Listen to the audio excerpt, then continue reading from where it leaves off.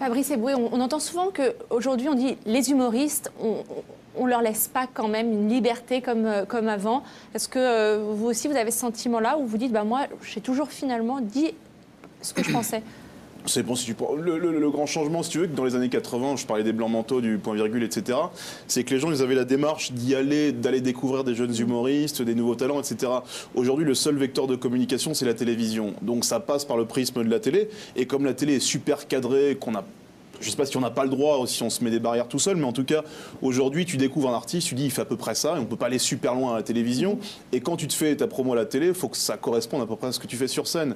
Et donc, le problème, il est plus là aujourd'hui. Après, moi, sur scène, j'essaye de parler plein de choses. Par exemple, tu prends la politique, c'est un truc qu'aujourd'hui, tu as l'impression qu'il n'y a plus que Bernard Mabille et Audezane qu'on peut parler de politique sur scène, alors que ce n'est pas forcément ringard de dire ce qui se passe aujourd'hui dans ce pays-là.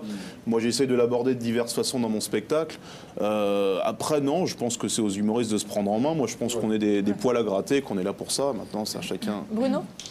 Oui, non, mais c'est vrai mais c'est surtout qu'il y a une époque où on vit dans une époque où il y a beaucoup de choses qui sont considérées comme politiquement incorrectes et qu'on ne peut plus aborder comme on l'abordait. Quand je vois comment des proches parlaient, même parler des juifs, parler des noirs, parler du sexisme, de l'homophobie, etc. Autrefois, avec une liberté de ton qui faisait qu'on ne pouvait pas le soupçonner d'être antisémite. Ou aujourd'hui, effectivement, quand on aborde certains des sujets, tu as des corporations qui tombent sur la gueule, tu as t'as des lobbies qui s'inscrivent, qui font que maintenant on essaie de cadrer les humoristes dans un truc qui ont du poil à gratter, certes, mais pas du poil véritablement à déranger. La liberté d'un des proches, par exemple, c'est incroyable ce que des proches pouvaient dire. Christophe Lévesque, quand même, super loin en politique et il a une liberté totale. Mais même Bedos, comment il parlait, on parle des stand-up. Les proches aujourd'hui, il ferait les mêmes textes qu'il faisait dans les réquisitoires. Mais il se ferait déglinguer. Mais en même temps, il y a peut-être aussi, pas aussi les... il y a peut-être pas la relève. Mais regarde ce qui est arrivé à Dieudo. Mais lui, attends, arrête. Non, mais attends, je vais t'expliquer justement. Dieudo, c'était un très très bon pote à moi. C'était mon meilleur ami quasiment dans ce métier. Jusqu'au jour où, effectivement, j'étais dans une émission sur France 3. C'était un hommage au nul. Marc-Olivier Fogel avait invité Dieudo. Et il y avait Jamel d'ailleurs aussi à cette émission. Nous étions Yvan et moi. On faisait un hommage au nul. Et il était là, il fait ce fameux sketch, assez ambigu, certes, mais qui reste un sketch. Et qui était pas mal en plus, le sketch. Sauf qu'après, tout le monde lui tombe dessus, le traite d'antisémite et tout. Et lui, après, il tombe dans une sorte, effectivement, bon, je vais pas rentrer dans sa tête, mais il tombe dans une sorte de parano, de jusqu'au boutisme autour de ça, et puis il s'enferme dans sa propre logique un peu infernale, jusqu'au jour, d'ailleurs, j'ai été le voir, je devais lui donner le rôle principal de mon film Espace détente, avec Yvan et moi, et je lui dis, je te demande juste une chose pour faire le film, est-ce que tu es antisémite ou est-ce que tu l'es pas? Et il n'a pas été capable de me répondre, mais il dit, c'est plus compliqué que ça. Je lui dis, bon, bah alors laisse tomber, on se voit plus et tout, tu feras pas le film avec moi. Mais pour autant, ce type-là a été mis au banc des humoristes, et je peux t'assurer, je te jure qu'à une époque, Dieudo aurait fait ça, on lui aurait pas chié sur la gueule comme on l'a fait. Oui, après qu'il se soit enfermé dans une logique où maintenant il travaille avec Alain Sorel, il va serrer la main de Le Pen et tout.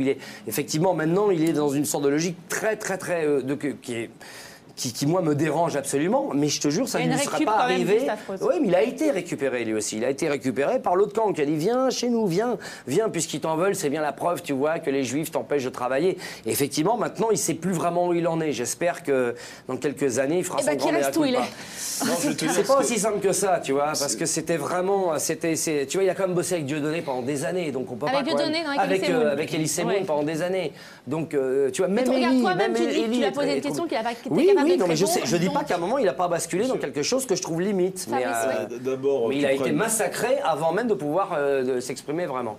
En plus, que tu prennes tous les humoristes du Jamel Comedy Club, on reconnaît tous que Dieudonné sur scène, et je te parle pas de ce qu'il dit en dehors de scène, c'est une leçon. Au niveau des personnages, etc. Tout le monde. Et avant le divorce de Patrick, il faut savoir qu'il avait déjà des soucis. Et il a reconquis déjà une première fois le public avec son spectacle, parce qu'au niveau de la scène, Dieudonné, c'est indiscutable. Il est super bon, quoi. Quand tu regardes, et bon, évidemment, après, tu choisis, quand tu lis Céline, tu choisis de mettre de côté ce qu'il pense. Bon, après, c'est vrai que c'est devenu super tendancieux. Le seul truc qui est dommage, c'est que Dieudonné, qui était un artisan, peut-être un des derniers de la liberté d'expression, toute sa démarche, finalement, ça a été l'inverse. Et que ça s'est encore plus refermé depuis ces incidents. Et moi, avec ma gueule, tu penses bien que je dis le mot juif ou autre pendant mes spectacles, il y a l'espèce de fantôme du Dieudonné qui ressort à chaque fois, quoi, à chaque coup.